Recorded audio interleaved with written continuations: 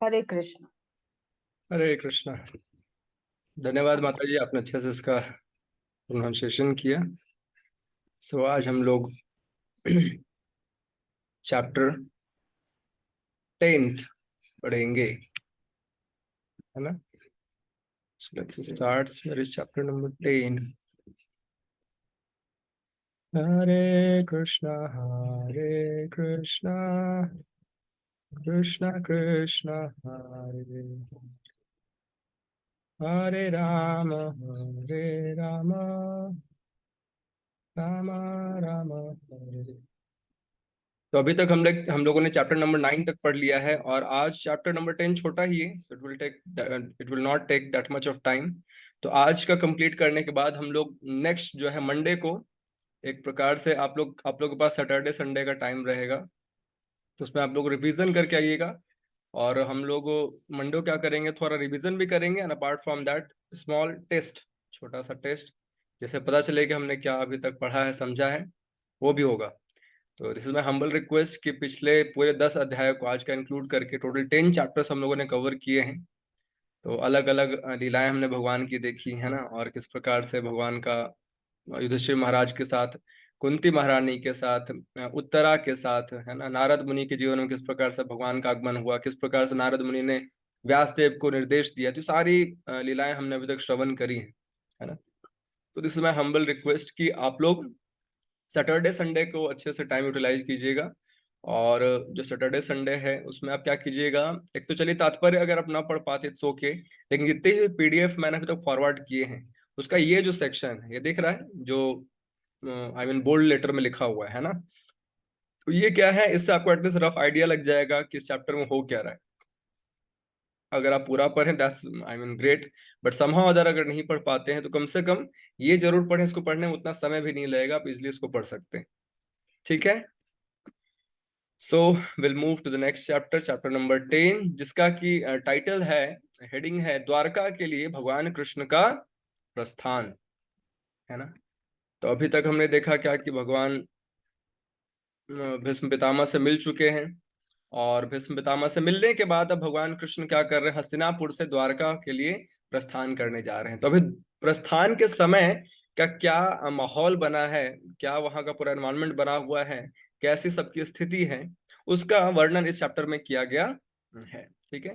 तो स्टार्ट करते हैं। सौनक मुनि ने पूछा, जो महान युधिष्ठिर कि वैध पैतृक संपत्ति को छीनना चाहते थे, उन शत्रुओं का वध करने के बाद महानतम धर्मात्मा युधिष्ठिर ने अपने भाइयों की सहायता से अपनी प्रजा का किस प्रकार शासन चलाया। निश्चित ही वे अपने साम्राज्य का उपभोग मुक्त होकर अनियंत्रित चेतना से नहीं कर सके, है ना। इसमें देखिए क्या बताया जा रहा है, पूछा गया है सौनक मुनि के द्वारा सूत गोस्वामी से कि अब चलिए, तो महाभारत हो गया, महाभारत होने के बाद जितने भी दुर्योधन के पार्टी के लोग थे, उनके साइड के सबका विनाश हो चुका है, केवल धृतराष्ट्र और उनकी पत्नी गांधारी बची हुई हैं। एंड अब युधिष्ठिर एक प्रकार से क्या है, साम्राज्य का पूरा देखभाल कर रहे हैं, राजा बन चुके, चक्रवर्ती सम्राट बन चुके हैं ना।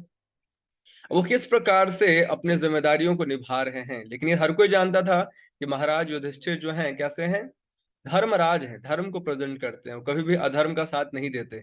तो कहा जाता है जब भी किसी देश का शासक धार्मिक होता है, या फिर एक घर की जो स्त्री होती है वो धार्मिक होती है, घर का मुखिया धार्मिक होता है, तो इस प्रकार से पूरा जो घर होता है, या फिर एक राजा के अंडर गाइडेंस से पूरा का पूरा साम्राज्य बहुत अच्छे से फलता फूलता है ना। तो धर्म अपने आप में सबसे बड़ी गति प्रदान करता है। जैसे कभी कभी लोग प्रश्न पूछते हैं कि भक्ति करने से क्या लाभ, धर्म के रास्ते पर चलने से क्या लाभ। बहुत बार हम देखते हैं संसार में जो अधार्मिक लोग होते हैं, अब वो बहुत सुख उपभोग कर रहे होते हैं, ऐसा लगता है एटलीस्ट, बट ऐसा होता नहीं। एक्चुअली क्या है, this is all about like time, काल का प्रभाव। जैसे कि बताया गया है, जो सतोगुनी चीजें होती है ना, वो प्रारंभ में थोड़ी आई मीन हो सकता है प्लीजिंग ना लगे, लेकिन उसका प्रभाव, उसका रिजल्ट आगे चल के अच्छा होता है। जैसे कि करेले का जूस, करेले का जूस शायद ही किसी को अच्छा लगता है ना, और करेले का जूस नाम सुनते ही, है ना, हरा हरा तो कड़वा ऐसा फील आता है। बट जो करेले का जूस रेगुलर पिएगा, स्वाभाविक रूप से उसको उसको लाभ मिलेंगे। और अगर कोई बहुत अच्छा गुलाब जामुन, रसगुल्ला, है ना, और रसमलाई खा रहा है, या फिर पूरा तला हुआ चीज, डीप फ्राइड आइटम्स खा रहा है, तो खाते वक्त तो बहुत अच्छा लगेगा, लेकिन उसका प्रभाव आगे चलकर खाने लायक ही नहीं रह जाएंगे। मीठा त्यागने को बोला जाएगा, और लीवर फूक जाएगा तो सिंपल सादा बॉइल्ड खाने को बोला जाएगा, है ना। सो क्या होता है कि धर्म जो है ऐसा ही है। कभी कभार धर्म के रास्ते पर चलने वाले व्यक्ति को प्रारंभ में कुछ समस्याएं आती हैं, लेकिन धर्म पर चलने वाले व्यक्ति को अंततः बहुत लाभ प्राप्त होता है। लेकिन अगर हम देखेंगे शॉर्ट ड्यूरेशन के प्लेजर को, जो हम संसार में देखते हैं, जो भोगी लोग हैं, जो पाप वृत्ति के लोग हैं, उनको अचानक से अच्छा संपत्ति मिल जाता है ना, या फिर किसी प्रकार से उनको सम्मान मिलता है, लेकिन ये अंत में चलकर ये किन प्रकार दुर्गति का ही कारण बनते हैं ना। तो हमें निश्चिंत रहना चाहिए, क्योंकि धर्म के पक्ष में कोई ना हो, कोई हो या ना हो, भगवान होते हैं, स्वयं भगवान होते हैं ना। कोई धर्म तो साक्षात भगवत प्रणीतम, भगवान बताते हैं धर्म क्या है, और जिस रास्ते पे चलता है तो भगवान का प्रिय होता है ना। तो इस वजह से क्या करना चाहिए, हमें ये नहीं सोचना चाहिए हमें क्या मिल रहा है नहीं मिल रहा है। सबसे बड़ी बात यह है कि हम धर्म के रास्ते पे चल रहे हैं तो हम भगवान के प्रिय हैं।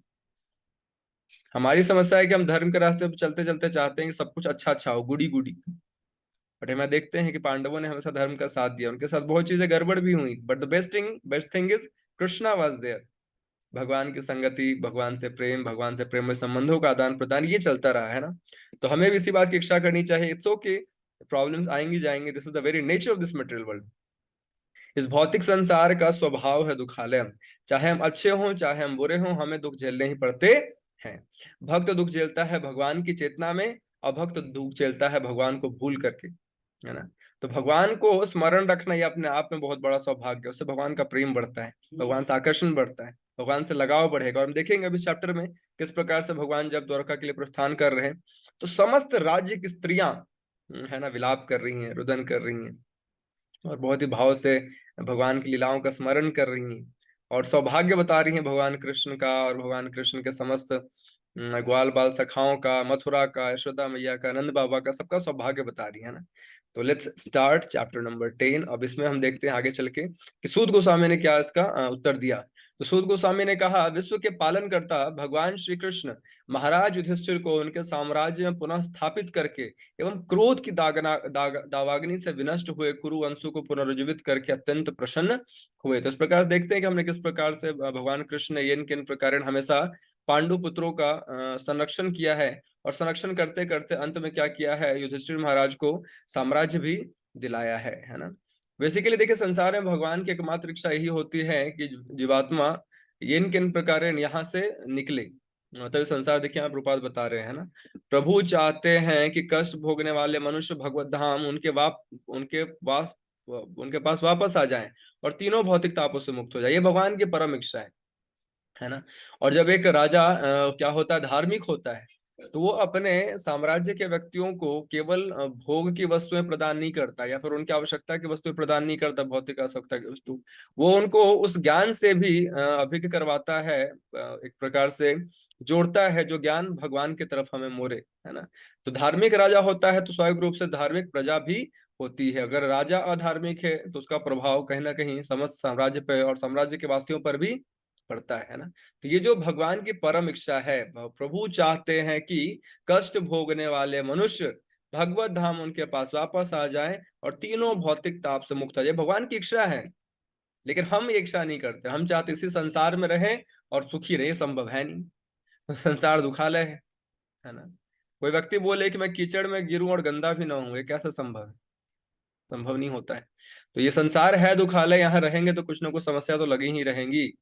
तो समझदार व्यक्ति क्या करता है, भगवान का आश्रय लेता है, और उसे पता है भगवान क्या चाहते हैं, हम यहाँ से निकले और भगवान के धाम जाए, वैकुंठ जाए, जहाँ किसी प्रकार की कुंठा है ही नहीं। तो इस प्रकार से आगे देखते हैं, भीष्म देव और अच्युत भगवान श्री कृष्ण ने जो कुछ कहा था उससे प्रबुद्ध होकर महाराज युधिष्ठिर परिपूर्ण ज्ञान विषयक मामलों में व्यस्त हो गए, और क्योंकि उनके सारे संदेह दूर हो चुके थे, इस प्रकार उन्होंने पृथ्वी तथा सागरों पर राज्य किया, और उनके छोटे भाई उनका साथ देते रहे। तो इस प्रकार देखिए यहाँ बताया जा रहा है, उस काल में हस्तिनापुर अब दिल्ली का एक अंश है, दिल्ली का एक अंश, राजा समुद्र समेत सबका राजा। एक प्रकार से भगवान देखिए दिल्ली में भी रहे हैं।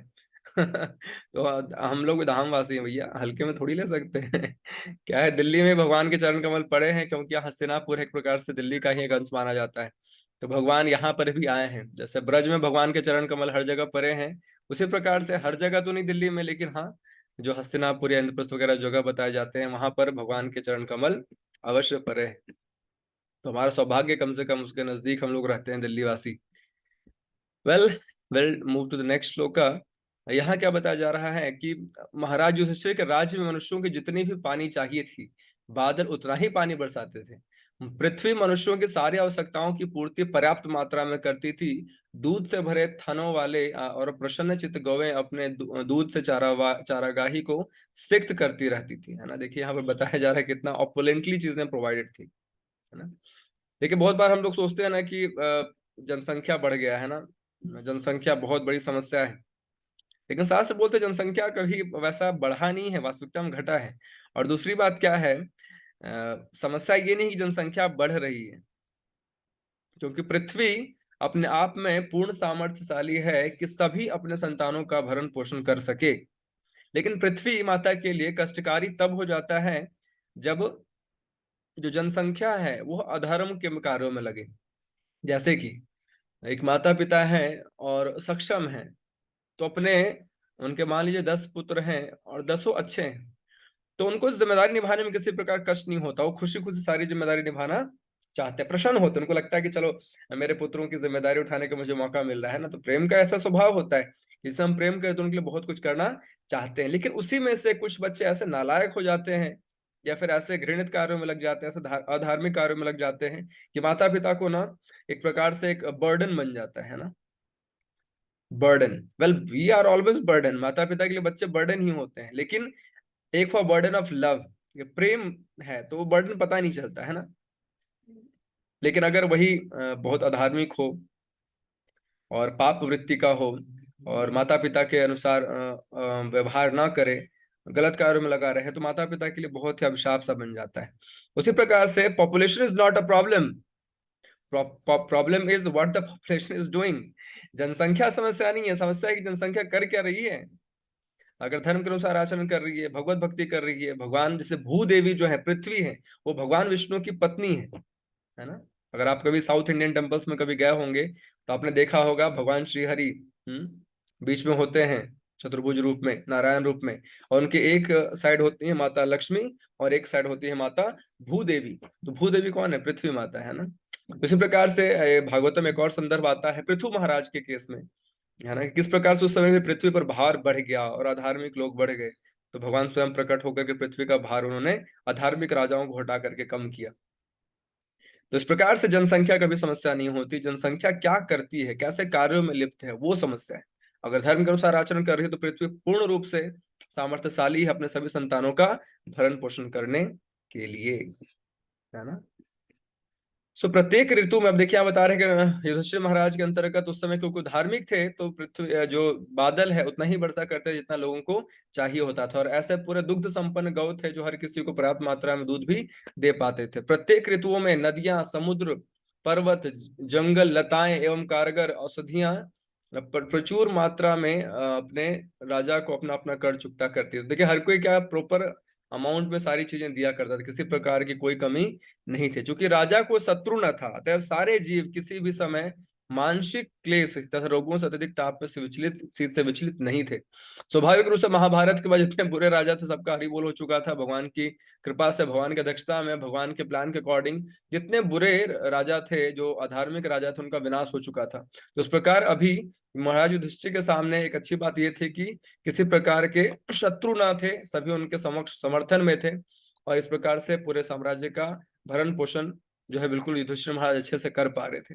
उसके बाद क्या होता है, श्री हरि अपने संबंधियों को सांत्वना देने और अपनी बहन सुभद्रा को प्रसन्न करने के लिए कुछ महीने हस्तिनापुर में रहे, है ना। तो ऐसा नहीं कि महाभारत के तुरंत बाद ही भगवान द्वारका के लिए प्रस्थान किए, तो कुछ महीने रहे थे। और देखिए यहाँ स्पेशली बताया जा रहा है अपनी बहन सुभद्रा को प्रसन्न करने के लिए।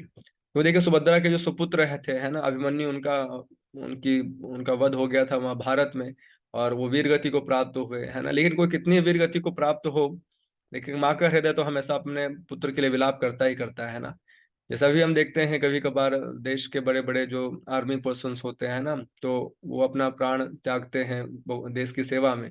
तो भले ही उनको कितने भी सम्मान दिए जाएं, लेकिन एक माँ का हृदय जो होता है स्वाभाविक रूप से अपने बेटे के लिए हमेशा चिंतित रहता ही रहता है। और उनके जाने के बाद एक हमेशा हमेशा के लिए गहरी छाप और एक बहुत बड़ा दुख पूरे जीवन के लिए मिल जाता है। तो उसी प्रकार से जो सुभद्रा थी उनके लिए एक बहुत बड़ा दुख था कि उनके पुत्र अभिमन्यु इस धरती पर नहीं रहे।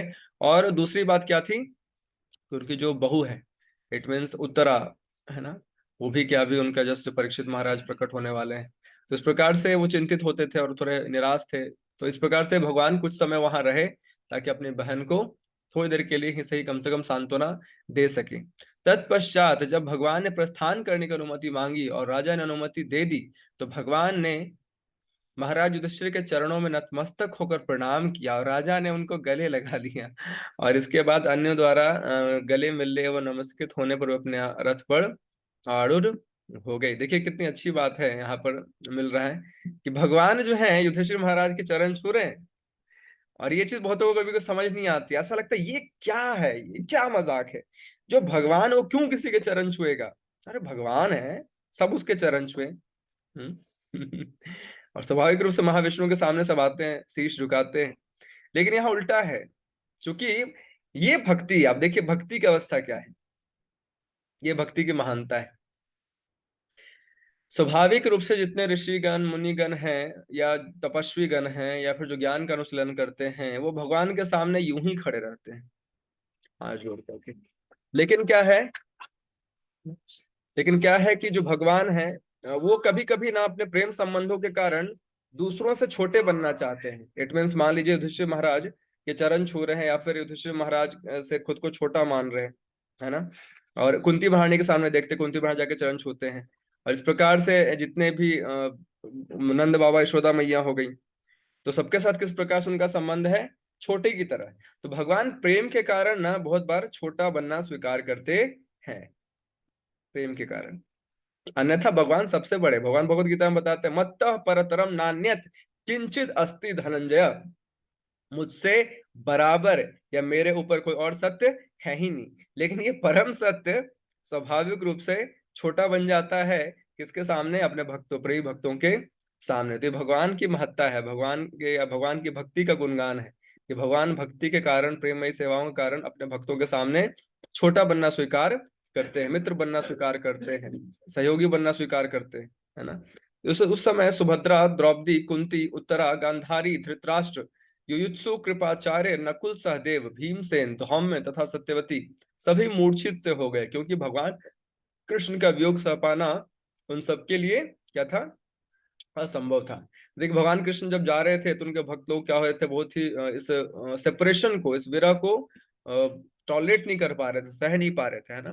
तो इस प्रकार से वह बुद्धिमान, देखिए यहाँ पर कितनी अच्छी बात की जा रही है, वह बुद्धिमान जिसने शुद्ध भक्तों की संगति में परमेश्वर को समझ लिया है और भौतिक कुसंगति से अपने को छुड़ा लिया है, वह भगवान की यश को सुनने से चूकेगा नहीं।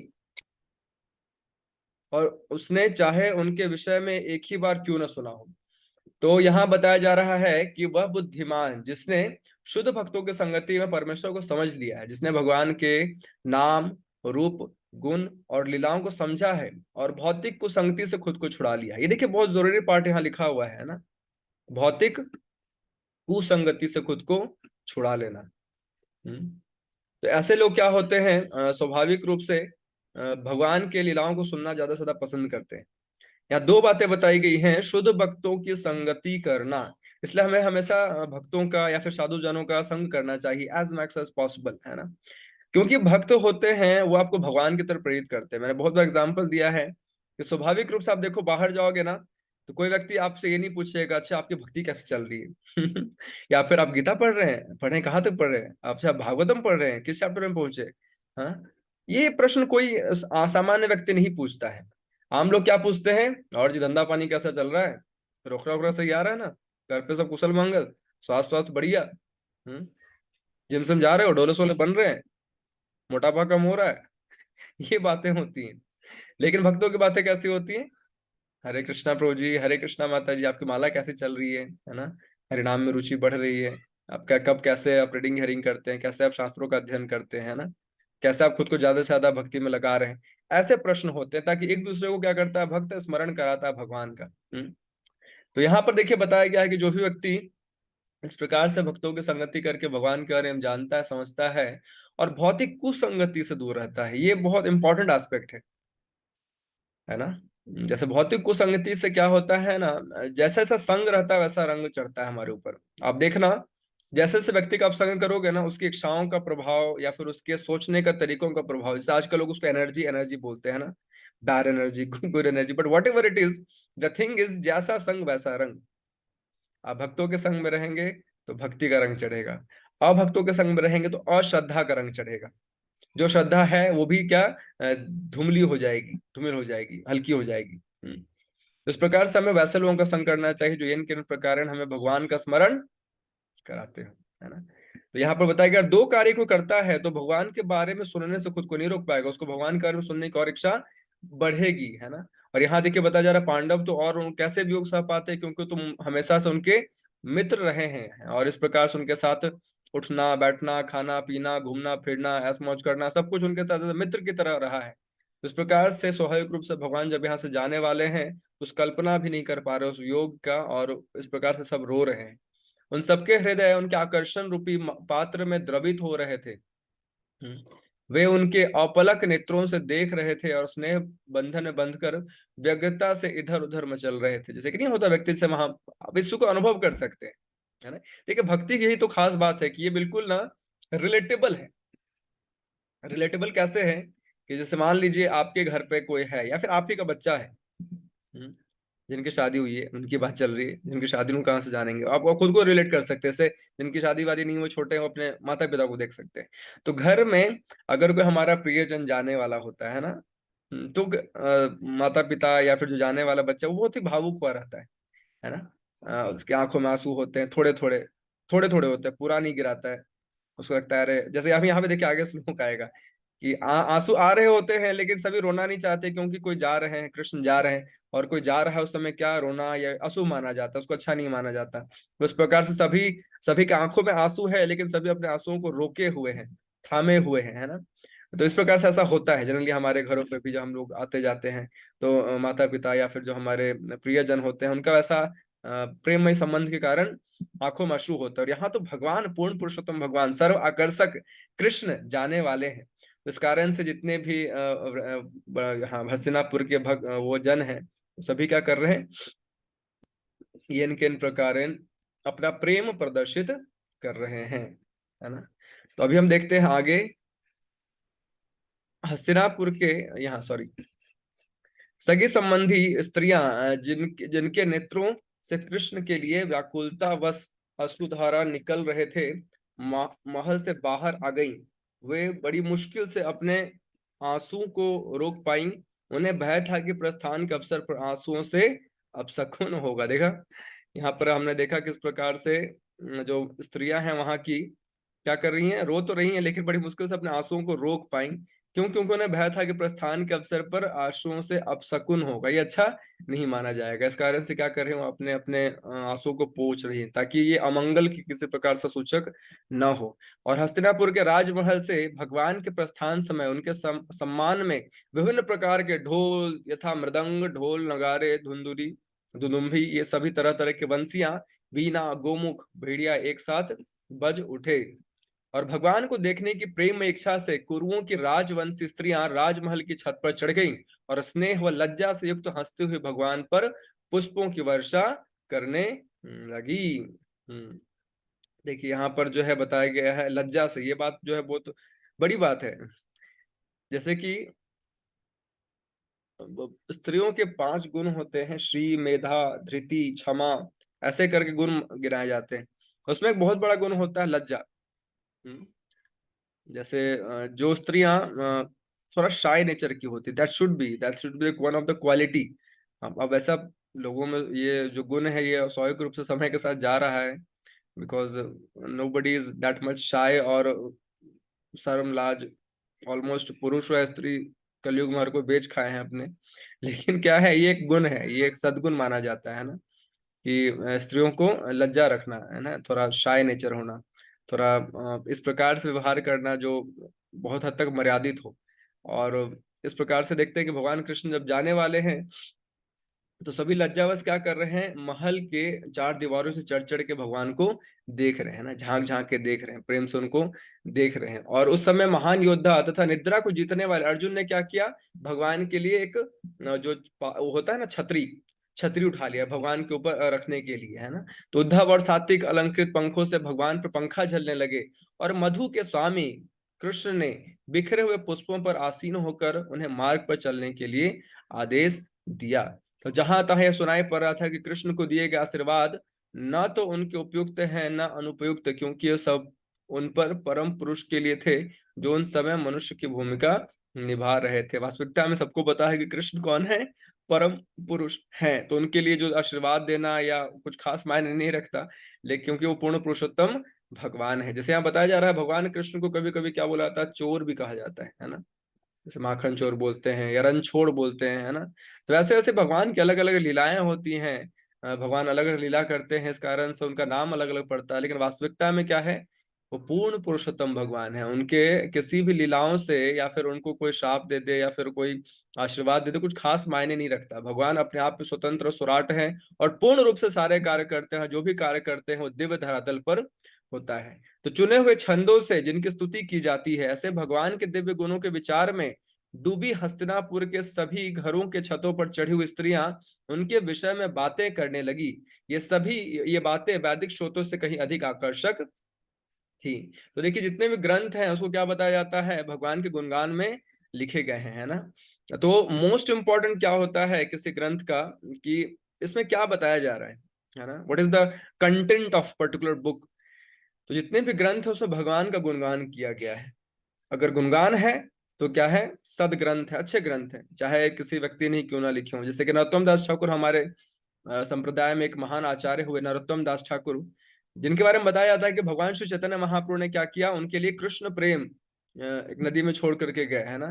तो जो नरोत्तम दास ठाकुर ने बहुत सारे भजन लिखे हैं बांग्ला भाषा में, लेकिन उस भजन को क्या कहा जाता है, वैदिक श्लोक माने जाते हैं। क्यों? क्योंकि ये पूर्ण पुरुषोत्तम भगवान के तरफ हमारा आकर्षण बढ़ाते हैं, हमारा प्रेम बढ़ाते हैं। So anything which is written to glorify Krishna, that is totally perfect, fine. Well, apart from that, आप लोगों से मेरा नम्र निवेदन है कि कृपया करके अपना मुख कमल दिखाएं, अन्यथा आप लोग कहीं और व्यस्त हो जाएंगे। Hare Krishna. Please keep your video on. यहाँ हम देखते हैं वे कहने लगी, जैसा हमें निश्चित रूप से स्मरण है, ये यही है वो जो आदि परमेश्वर हैं। तो ये जो स्त्रियां हैं जो छतों पर खड़ी हैं, वो क्या बातें कर रही हैं भगवान के बारे में। ये वे आदि परमेश्वर हैं, प्रकृति के गुणों की व्यक्त सृष्टि के पूर्व वे ही अकेले विद्यमान थे। चूंकि वे परमेश्वर हैं, अतः सारे जीव उन्हीं में लीन होते हैं, मानो रात्रि में सोए हुए हों और उनकी शक्ति रुक गई हो, है ना। तो जैसे भगवान महाविष्णु के रूप में जब श्वास लेते हैं तो अनेक सृष्टि बनती है, और श्वास मतलब श्वास छोड़ते हैं तो बहुत सारी सृष्टि बनती है, और श्वास लेते हैं तो समस्त सृष्टि वापस भगवान के शरीर में समा जाती है। तो इस प्रकार से भगवान के पहले कोई था ही नहीं, पूर्ण पुरुषोत्तम भगवान श्री कृष्ण के पहले कोई भी नहीं था। और इस प्रकार से 4 अरब और 32 करोड़ सौर वर्षों के बाद क्या होता है, ब्रह्मांड के स्वामी भगवान ब्रह्मा जो है वो शयन में जाते हैं। एक प्रकार से प्रलय होता है। तो ऐसे ऐसे अनेक प्रलयों के बाद क्या होता है, भगवान पूरे संसार को अपने में समा लेते हैं। तो भगवान के श्वास छोड़ने से सृष्टि होती है, और भगवान के श्वास वापस ले लेने से क्या होता है, समस्त सृष्टि भगवान में प्रवेश कर जाती है। तब भगवान ने अपने अंश रूप जीवों को नाम तथा रूप प्रदान करने की इच्छा से उन्हें भौतिक प्रकृति के मार्गदर्शन का अंतर्गत कर दिया। उन्हीं उन्हीं की अपनी शक्ति से भौतिक प्रकृति को पुनः सृष्टि करने के लिए अनधिकृत किया गया। देखिए, यहाँ 2 प्रकार के जीव बताए गए हैं, नित्य मुक्त और नित्य बद्ध। 2 प्रकार के जीव होते हैं। नित्य मुक्त वो होते हैं जो भगवान की सेवा में भगवान के धाम में रहते हैं, ठीक है, याद रहेगा। नित्य मुक्त वो होते हैं जो पूर्ण रूप से मुक्त हैं, ऑलवेज इंडिपेंडेंट, एंड वो क्या करते हैं, भगवान के साथ भगवान के धाम में उनकी सेवा करते हैं। दूसरे होते हैं हम अपन कांडी लोग, जो संसार में आए हैं भगवान से पृथक भोग की इच्छा को लेकर के, भगवान से द्वेष को लेकर के, और भगवान से एक प्रकार से प्रेम ना होने के कारण संसार में है। तो हम है नित्य बद्ध जीव, और नित्य बद्ध को नित्य मुक्त में बदलने के लिए नित्य मुक्त आते हैं। जैसे समझा जा सकता है, मान लीजिए मेरे दोनों हाथ बंधे हुए हैं, है ना। रस्से से बंधे हुए, मैं कितना भी प्रयास करूं मैं खोल नहीं पाऊंगा, वो ये माया की हथकड़ी है, ये नहीं खुल पाएगा। लेकिन मान लीजिए कोई बाहर से व्यक्ति आए जिसके हाथ खुले हुए हैं, वो इजिली उसको आकर खोल सकता है। तो हम लोग जो बद्ध जीव है, नित्य बद्ध, उसको मुक्त करने के लिए भगवान के पार्षद या स्वयं भगवान ही बहुत बार आते हैं जो नित्य मुक्त हैं। उनकी कृपा से क्या होता है, हम भी मुक्त हो पाते हैं। तो वास्तविकता में आप देखो, जैसे बताया जाता है कि संसार में जितने भी है ना, ब्रह्मा जी से लेकर के चींटी तक, हर कोई भगवान से पृथक होकर के भोग करना चाहता है। जैसे ब्रह्मा जी पूरी सृष्टि बनाना चाहते हैं, उनकी इच्छा में सृष्टि बनाऊं, क्रिएशन करूं। उस प्रकार से हम आप चाहते हैं स्काई स्क्राइपर बिल्डिंग बनाए, बड़े बड़े बिल्डिंग्स हो, हमारे बड़े बड़े घर हो। और चींटी भी अपना छोटा सा होल, एक छेद बना कर रहना चाहती है जमीन में, ना। तो इस प्रकार से हम सभी अपने अपने स्तर पर भगवान से इंडिपेंडेंट होकर के कुछ अपना प्रभाव दिखाना चाहते हैं। तो ये जो इच्छाएं हैं वास्तविकता में क्या है, भगवान से पृथक होने के कारण होती है। भगवान के साथ होने पर केवल भगवान की प्रेममयी सेवा होती है। जैसे एक बार एक भक्त ने बोला कि प्रभु जी, भगवान के धाम जाएंगे तो खाली वहां सेवा होगी, कुछ ज्यादा टफ नहीं होगा, मुश्किल नहीं होगा। लेकिन ये मुश्किल नहीं होगा। कैसे मुश्किल नहीं होगा, ऐसे मान लीजिए आप अपने घर में किसी व्यक्ति से प्रेम करते हैं, बहुत प्रेम करते हैं, तो आप उसकी सेवा करते थकते नहीं है ना। और उसके साथ ऐसा लगता है जिंदगी कितनी जल्दी बीत गई है ना, पता ही नहीं चला, टू फास्ट। तो जब इस संसार के एक छोटे से नन्नू मन्नू से बच्चे इंसान से इतना हमें प्रेम हो जाता है और हमें लगता है कि समय बहुत तेजी से बीत रहा है और सेवा करने में आनंद आता है, तो उसी प्रकार से पूर्ण पुरुषोत्तम भगवान से किसी को प्रेम हो जाए तो स्वाभाविक रूप से उनकी सेवा में तो अनंत समय भी बीत जाए तो पता नहीं चलता। तो इस प्रकार से जो यहाँ पर बताया जा रहा है कि नित्य बद्ध को नित्य मुक्त करने के लिए भगवान या भगवान के पार्षद आते हैं। और भगवान क्या करते हैं, हमें समस्त इंद्रिय विषय वस्तुओं से दूर करके धीरे धीरे इनके प्रकार अपने सेवा में लगाते हैं। तो इस प्रकार से हे सखियों, यहाँ पर वही भगवान है जिनकी आकर्षक तथा गोपनीय लीलाओं का वर्णन बड़े बड़े भक्तों द्वारा वैदिक साहित्य के गुह्यतम अंशों में हुआ है। वही भौतिक जगत के सृष्टि करने वाले, पालन वाले और संहार करने वाले हैं। तो देखिए यहाँ पर भगवान की पूरी शक्ति का गुणगान किया जा रहा है। जब भी राजा तथा प्रशासक तमोगुण में स्थित पशुओं की तरह रहते हैं, तो भगवान अपने दिव्य रूप में अपनी परम शक्ति सत्यरित को प्रकट करते हैं और श्रद्धालुओं पर विशेष दया दिखाते हैं, अद्भुत कार्य करते हैं और विभिन्न कला कालों और युगों में आवश्यकता अनुसार विभिन्न दिव्य रूप प्रकट करते हैं। तो भगवान जो है अनेक अलग अलग समयों पर क्या करते हैं, अपने आप को एक्सपैंड करते हैं ताकि ये किन प्रकार धर्म की रक्षा हो सके। जैसे यहाँ बहुत बार देखिए भगवान बता रहे हैं क्या, जब अवतरित होते हैं, क्यों अवतरित होते हैं, रावण, हिरण्यकशिपु, कंस जैसे भौतिकतावादियों को समित रूप से दंड देते हैं, है ना। और इस प्रकार से अनेक असुर हुए जिनको भगवान ने क्या किया, उनके प्राण लिए और उनको इस धाम से मुक्त किया और समस्त व्यक्तियों को भी उनके एक प्रकार से उनके प्रभाव से या फिर उनके दुखों से मुक्त किया, है ना। जो व्यक्ति दुराचारी होता है, पापी होता है, सबको दुख देता है। तो ये सारे जितने असुर हैं इन्होंने सबको परेशान कर रखा था, रावण, हिरण्यकशिपु, कंस या फिर पूतना, अघासुर, सक्टासुर, कालिया, इन सब ने सभी जीवात्माओं को परेशान किया था। तो भगवान क्या करते हैं, उन सबको बचाते हैं किस प्रकार से, इन सभी असुरों का विनाश करके। ओह यदुवंश, सब देखिए यदुवंश की गुणगान किया जा रहा है। यदुवंश कितना यशस्वी है, मथुरा की भूमि कितनी पुण्यमयी है, जहां समस्त जीवों के परम नायक लक्ष्मीपति ने जन्म लिया और अपने बचपन में विचरण किया। भगवान के बारे में बताया जा रहा है किस प्रकार से भगवान ब्रज में प्रकट हुए, है ना। तो नंद बाबा और जो है और यशोदा मैया किस प्रकार से भगवान को सेवा करते हैं, उनको खिलाते हैं, पिलाते हैं, लाड प्यार करते हैं, ना। तो इस प्रकार से सभी का गुणगान किया जा रहा है। भगवान से संबंधित जो भी हैं सभी बहुत सौभाग्यशाली है कि उनके जीवन में पूर्ण पुरुषोत्तम भगवान आए हैं। तो हम सभी देखते कभी कभी हमारे अगर बच्चे अच्छे होते हैं ना, तो हमारा बोला जाता है कितना सौभाग्यशाली हो माता, देखो उसको इतने अच्छे पुत्र प्राप्त हुए। उसी प्रकार से यहाँ पर क्या, उन सभी जनों को बहुत सौभाग्यशाली माना जा रहा है जो ये इन प्रकार भगवान से संबंधित है। निस्संदेह यह कितना आश्चर्यजनक है कि द्वारका ने स्वर्ग के यश को पिछाड़ करके पृथ्वी को प्रसिद्धि बढ़ाया है। द्वारका के निवासी उनके प्रिय स्वरूप में समस्त जीवों के आत्मा कृष्ण का सदैव दर्शन करते हैं और भगवान पर दृष्टिपात करते हैं, है ना। और अपनी मुस्कान भरी चितवन से उन्हें कृतार्थ करते हैं। तो अब यहाँ पर पहले तो मथुरा के बारे में बताया गया और अब बताया जा रहा है किसके बारे में, द्वारका के बारे में, है ना। तो द्वारका में क्या है, द्वारका के लोगों के भी एक प्रकार से गुणगान किया जाए। देखिए दो बातें बताई गई हैं, स्व किया और पर किया, ये दो भाव होते हैं। तो जो मथुरा और ब्रज के लोग हैं वो भगवान की सेवा स्वकीय भाव में करते हैं, और जो द्वारका के हैं वहां पर परकिया भाव है। मतलब एक प्रकार से स्वकीय और परकिया क्या है कि इस एक प्रकार से ब्रज ब्रज में या मथुरा में बहुत ज्यादा ऑपुलेंटली भगवान नहीं रहे। भगवान एक प्रकार से ग्वाल बाल के रूप में रहे, है ना, सबसे प्रेम में संबंध स्थापित किया। लेकिन द्वारका में क्या है, भगवान अपने ऑपुलेंस के साथ विराजमान है।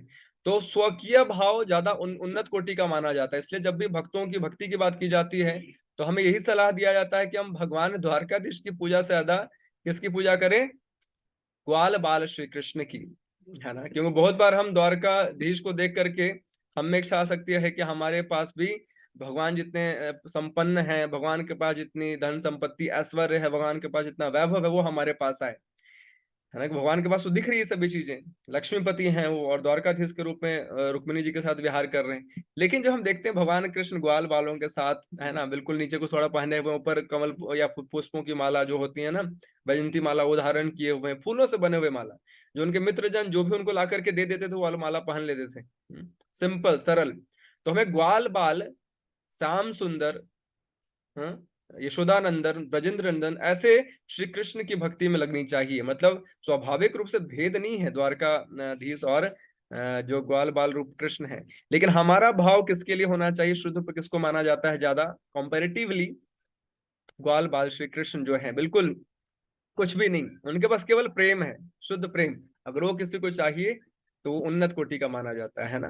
तो इस प्रकार से आगे हम देखते हैं कि इनको यहाँ भी गुणगान किया गया। उसके बाद उनकी पत्नियों के बारे में बताया जा रहा है कि पत्नियों की जितनी संतानें हुई है ना, तो प्रद्युम्न, सांब, आम्ब इत्यादि, उन्होंने शिशुपाल के नायकत्व में आए हुए अनेक शक्तिशाली राजाओं को हराकर रुक्मिणी, सत्यभामा और जाम्बवती जैसी स्त्रियों को उनके स्वयंवर समारोहों से बलपूर्वक अपहरण किया था। उन्होंने भौमासुर तथा उनके हजारों सहायकों का वध करके अन्य स्त्रियों का भी अपहरण किया। थी सारी स्त्रियां धन्य, देखिए उन सबका गुणगान किया जा रहा है ना। अब देखिए समझने वाली बात है कि किस प्रकार से यहाँ भगवान ने भौमासुर, जिनकी 16,100 पत्नियां थीं, और जब भौमासुर का वध हुआ, उन सबने क्या किया था, भौमासुर ने अनेकानेक साम्राज्यों को हड़पने के बाद सबको बंदी बना करके उनकी स्त्रियों को उन्होंने हरण कर लिया था। और उसकी मृत्यु के बाद उन सभी को स्वाभाविक इच्छा थी, यार कृष्ण के साथ तो कौन न रहना चाहे। कृष्ण के प्रेम में तो आज व्यक्ति पागल हो जाता है जब कृष्ण इस धराधाम पे प्रकट नहीं है। तो कृष्ण जब जब उस धराधाम पे प्रकट होंगे अपने संपूर्ण सौंदर्य के साथ, अपने समस्त शक्ति के साथ, अपने समस्त प्रेम के साथ, तो कौन उनसे आकर्षित नहीं होता होगा। तो हर कोई उनकी पत्नी बनना चाहता था, है ना। तो इस प्रकार से देखिए शास्त्रों को ना देखने का एक अलग नजरिया होता है। शास्त्रों को देखेंगे अगर हम अपने छोटी बुद्धि से तो मात खाएंगे, है ना, और हम भगवान में ही दोष देखने लगे। लेकिन मैं इसलिए बता रहा हूँ कि मुझे एक बार याद है, क्योंकि this is I mean totally kind of समय के साथ ये प्रभाव जो है बढ़ रहा है, सो कॉल्ड फेमिनिज्म, है ना, कि स्त्रियां जो है आई मीन शास्त्रोचित मर्यादा या फिर स्त्रियों के गुण को छोड़ करके पुरुषों के गुण को अंगीकार करना चाहती है, और इस प्रकार से हर चीज में विरोधाभास उत्पन्न करने का प्रयास करती हैं। चलो वो भी ठीक है, कोई दिक्कत नहीं है, लेकिन अंत में जब ये चीजें भगवान तक पहुंचने लगती हैं तो काफी अजीब सा लगता है। मैंने एक न्यूज़पेपर में आर्टिकल देखा था, आई मीन फोटो कहीं देखा था, है ना, जिसमें कि था कोई वुमेन ऑर्गेनाइजेशन या फिर कुछ ऐसा ही काइंड ऑफ था, स्त्रियों का, जिनका कहना था कि कृष्ण जो है उनको गुणगान किया जा रहा है कि उनके वो इतने इतने अच्छे थे और भगवान थे वगैरह वगैरह। लेकिन ये कृष्ण क्या कर रहे हैं, गोपियों के वस्त्र चुरा रहे हैं, है ना।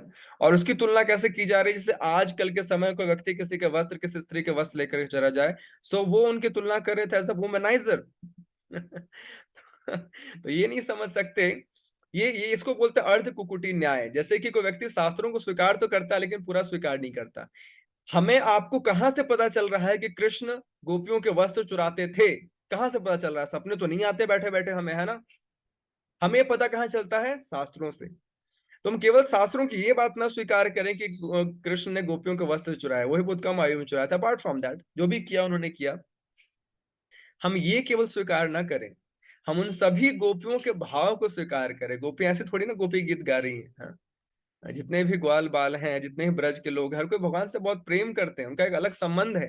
तो इस प्रकार से भगवान इन सबसे विवाह किया है ना। ये परकीय स्वकीय भाव में, परकीय भाव में आया कि द्वारका में क्या है, जिनके साथ भी रह रहे हैं विवाह संबंध के साथ रह रहे हैं। लेकिन ब्रज में जब रहे तो जितने भी गोपियां थे उन सबके साथ उनका विवाह नहीं हुआ था, मैत्री भाव में उन सबके साथ रहते थे, है ना, मित्रता के रूप में। तो इस प्रकार से हम अपने अपूर्ण इंद्रियों और मुख्यतया दूषित मन बुद्धि चेतना के कारण भगवान को भी उस रूप में देखने लगते हैं ना जैसे हम हैं। हम पूर्ण रूप से अशुद्ध हैं और भगवान पूर्ण रूप से शुद्ध है ना। तो उसको उन अगर भगवान को हम अपने अपने आंखों पर एक चश्मा लगा करके देखने का प्रयास करेंगे तो हम अपराधी कर बैठेंगे, है ना। ये संसार में चीजें अलग हैं और उसका स्वभाव अलग है, लेकिन पूर्ण पुरुषोत्तम भगवान पूर्ण रूप से अलग है।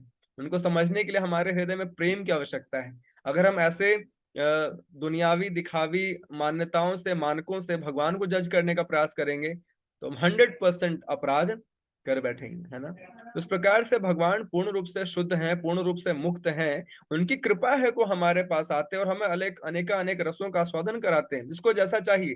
जैसे कि मैंने पहले बताया था कि 16,108 जो ये पत्नियां हैं और 100, ये कोई सामान्य जन नहीं है। ये भगवान राम की लीला में ये सभी साधु थे। जब माता सीता के साथ भगवान श्री रामचंद्र जी वन में विहार कर रहे थे, उन सभी साधुओं की इच्छा थी कि भगवान हमें माधुर्य रस से प्रेम करें, संबंध बनाए। लेकिन भगवान ने बोला नहीं भैया, अभी संभव नहीं है। क्यों? एक पत्नी व्रत will bless you in the next incarnation, next अवतार में क्या मैं आप लोगों को स्वीकार करूंगा, है ना। तो भगवान की लीलाओं को समझना इतना आसान नहीं है। आसान है तब जब हमारा हृदय सरल है। लेकिन हम इतने कॉम्प्लेक्सिटीज में बंधे हुए ना, अपने ही राग अलाप रहे हैं। तो संसार में उस रागों का थोड़ा महत्ता हो सकता है, वो भी क्या महत्ता है भगवान जाने। लेकिन जब उन्हीं मानकों को भगवान पर लगाने लगते हैं ना, कोई लाभ नहीं है।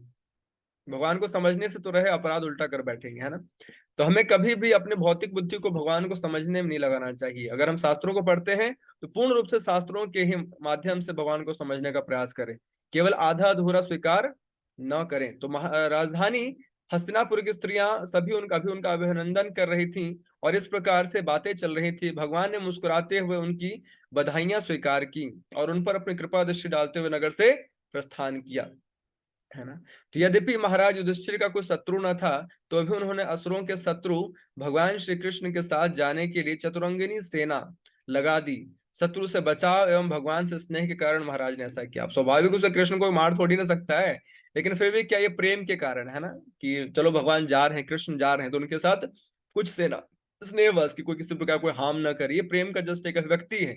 अदरवाइज भगवान को छूना भी किसी के बस की बात नहीं है। तो भगवान कृष्ण के प्रति प्रगाढ़ स्नेहवश कुरुवंशी पांडव उन्हें विदा करने के लिए उनके साथ काफी दूर तक चल गए।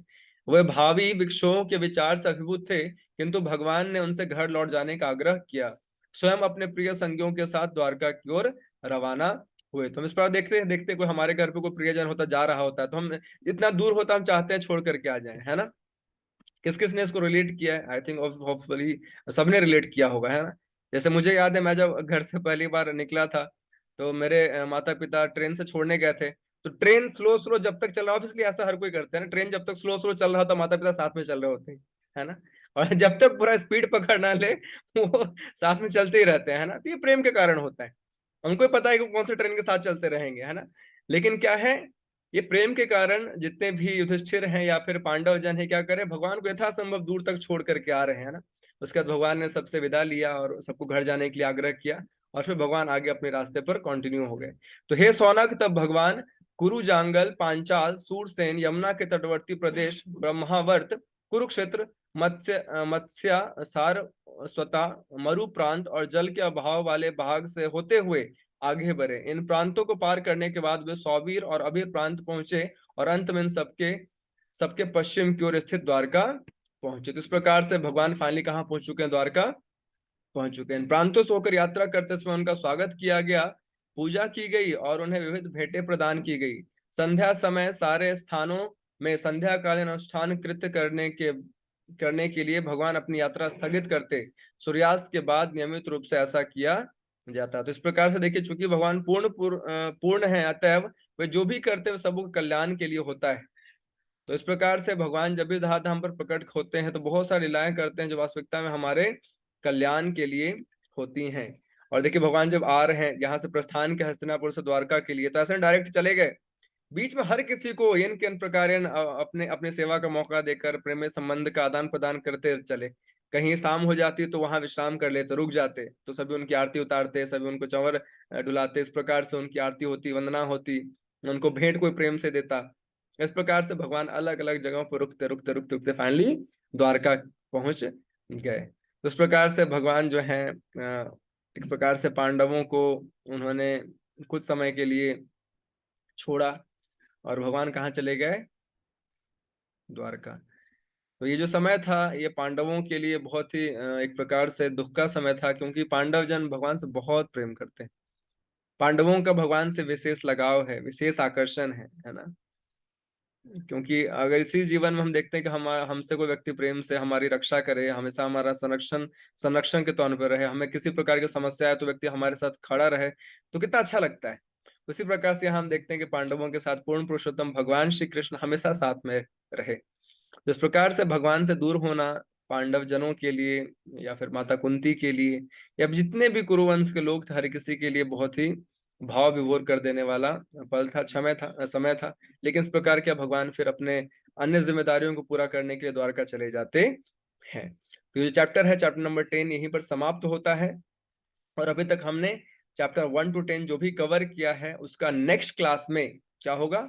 Revision kind of, but apart from revision most important test. ऐसा नहीं आप लोग नहीं पढ़ के आएंगे, सोचेंगे अच्छा रिवीजन तो होना ही है, फिर क्या टेंशन है, आराम से बैठकर फिर से कथा सुन लेंगे, है ना।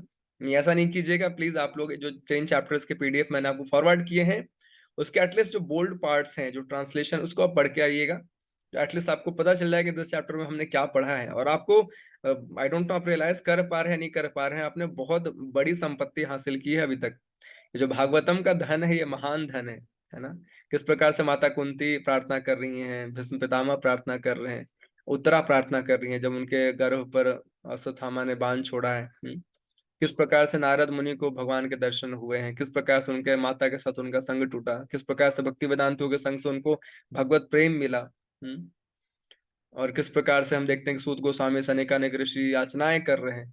और स्टार्टिंग के चैप्टर्स में, श्लोकास में हमने देखा किस प्रकार से भगवान स्वतंत्र हैं, स्वराट हैं, और भगवत भक्ति का ज्ञान कितना एक प्रकार से एग्जाम्पल दिया गया कि धर्म प्रोजित कैटव, कैटव धर्मों को हटा करके ये भागवत जो है पूर्ण पुरुषोत्तम भगवान के प्रेम में सेवाओं के वास्तविक नित्य शाश्वत धर्म का आस्वादन कराने के लिए हमारे सामने है।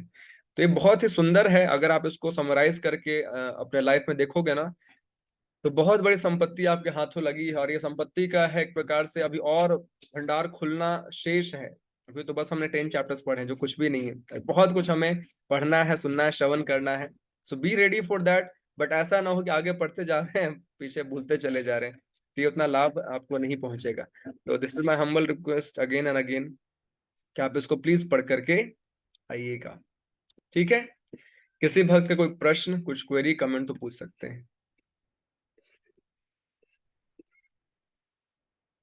नो प्रभु जी, हाँ जी, हेलो। हाँ जी माता जी। जो आपने एक अभी भागवत में जो बताया था गोपियों के लिए कि उनके वस्त्र चुराते थे, हम्म। तो उसमें जो मैंने पढ़ा है, जैसे आपने बताया कि वो प्रेम था, बट उसमें भी उनका एक ज्ञान था कि गोपियां यमुना जी में जब स्नान करने जाती थी, निर्वस्त्र होके जाती थी, तो उन्होंने ये शिक्षा देने के लिए कि चुराए थे हम्म। कि मतलब कि कभी भी यमुना जी में भी जीव जंतु होते हैं, सब होते हैं, तो आपको कभी भी ऐसे नहीं जाना चाहिए, निर्वस्त्र होके नहीं, हमेशा अपना धोती या कुछ करके जाना चाहिए। ये ज्ञान था। हो सकता है, ऐसे टीचिंग तो मैंने नहीं सुनी, but whatever the reason is, जिसने अब इस पे भी कोई बोल सकता है ना ज्ञान था, तो भाई निकलने के बाद ज्ञान दे देते, है ना। लेकिन कहीं ना कहीं भगवान में वो एक तरीके से चंचलता रही, हमेशा से ही रही है कि वो दूसरों को थोड़ा बहुत तो परेशान करते ही करते हैं। बट उनका एक संबंध है, मैं बस ये बताने का प्रयास कर रहा हूँ। ये मैंने एस्पेक्ट पढ़ा नहीं है, बट अगर कहीं है तो अच्छा भाव है। और वैसे स्वाभाविक रूप से बताया जाता है हम कहीं भी स्नान करें ना, तो नग्न रूप से बिल्कुल नहीं करना चाहिए। एंड स्पेशली बताया जाता है इवन कि हम घर पे भी स्नान करते हैं, टीचिंग्स ये भी है कि हम हमेशा अपने आप को पूर्ण रूप से नग्न न करें, क्योंकि जैसे जो जल है ना, वरुण देव माने जाते हैं, तो इस प्रकार से उनको, उनके सामने देवता के रूप में हर किसी को हम लोग मानते हैं ना, तो उनके सामने नग्न होना ये सही नहीं होता है। तो हम कभी भी किसी नदी में जाते हैं या फिर घर में स्नान करते हैं, तो always we should cover our body as possible, as required. हमें कवर करके स्नान करना चाहिए। अगर ये टीचिंग वैसे अगर कहीं वर्णित है तो अच्छी बात है, बट अपार्ट फ्रॉम दैट अगर नहीं भी वर्णित है, तो भगवान का एक संबंध है अपने भक्तों के साथ। और दूसरी बात, उन भक्तों का भी एक संबंध है भगवान के साथ। वो भगवान से चाहते हैं ऐसी चीजें, है ना, भगवान से उन प्रेम का इच्छाएं करते हैं, इस प्रकार से भगवान करते हैं। तो हम उनको, अगर हम केवल बाहरी धरातल पर देखेंगे तो ये ऑफेंसेस ही होते हैं। तो भगवान की लीलाओं को समझ पाने में देखिए, जब ब्रह्मा जी विमोहित हो जा रहे हैं, इंद्रदेव विमोहित हो जा रहे हैं, जिनकी बुद्धि ही बुद्धि तत्व से बनी है, ब्रह्मा जी के पास 4 सिर, अनंत कोटि ब्रह्मांड को बनाने वाले, वो मोहित हो जाते हैं, तो हम आप इस संसार के 2 कौड़ी के बद्ध जीवात्मा, स्थिति नहीं है कि भगवान को समझ सके, है ना। तो उसमें कोई बड़ी बात नहीं है कि संसार के तथाकथित लोग, पढ़े लिखे, so called education people people जो है, उनका क्या मतलब बनता है? कोई स्थिति नहीं है कि भगवान को समझ सके। जब बड़े बड़े ऋषि मुनि, तपस्वी, ध्यानी, ज्ञानी, ब्रह्मा जी जैसे सृष्टिकर्ता, इंद्रदेव मोहित हो जाते हैं, हमारा कुछ भी नहीं है। लेकिन फिर भी हमें एक्चुअली पर्पस में रहता समझाने का, we should be like no अर्थ कुकुटी न्याय, कि शास्त्र को हम पूरा स्वीकार करें, अपनी इच्छा के अनुसार कुछ पोर्शन लेकर उसका अपना तात्पर्य देते हैं तो क्या होता है, गलत मैसेज आता है। एक प्रश्न और है मेरा। जी माता जी। जैसे 8, इनकी 8 मेन रानियां थी जी। और 16,000 रानियां। तो यमुना मैया को भी यमुना माता भी पटरानी है, तो उनका वर्णन क्यों नहीं आता देखिए उनकी वैसे 8 तो, रानियों में? वैसे तो आप देखोगे तो जितने भी है ना, सब भगवान के ही हैं। मतलब क्योंकि यमुना मैया जो है एक प्रकार से भगवान के धाम में भी निवास करते हैं, गोलोक वृंदावन धाम में। तो वैसे तो आप देखोगे जैसे कि पट रानियों के तौर पे आप हटाओ, जैसे कि गोपियां हैं, है ना, गोपियों को किसी प्रकार का स्टैंप नहीं चाहिए कि दे आर इन माधुर्य रस, भगवान के साथ माधुर्य रस में है। लेकिन भगवान के धाम में तो कितने करोड़ों अरबों खरबों गोपियां हैं, मुझे एग्जैक्ट काउंट नहीं याद है, करोड़ों अरबों में है गोपियां, है ना।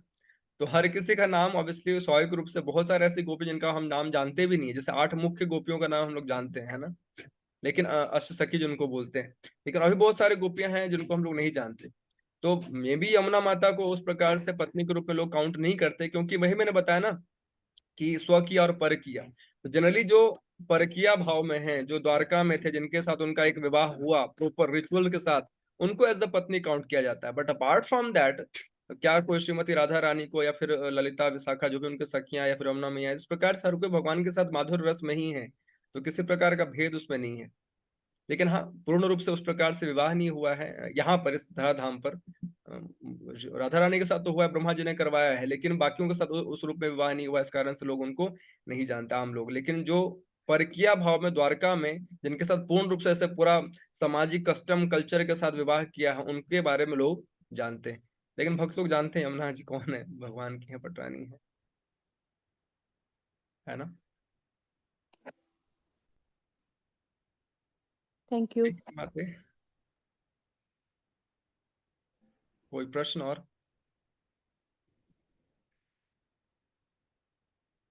तो हमें क्या करना है, भगवान को स्वकीय भाव में, इट मीन्स ग्वाल बाल जो कृष्ण है, यशोदानंदन, ब्रजेंद्र नंदन, गोपियों के प्राण वल्लभ, श्रीमती राधा रानी के प्रिय भगवान श्री कृष्ण की भक्ति करनी चाहिए, ताकि कभी भी किसी प्रकार का भौतिक संपत्ति या वैभव की इच्छा ना हो।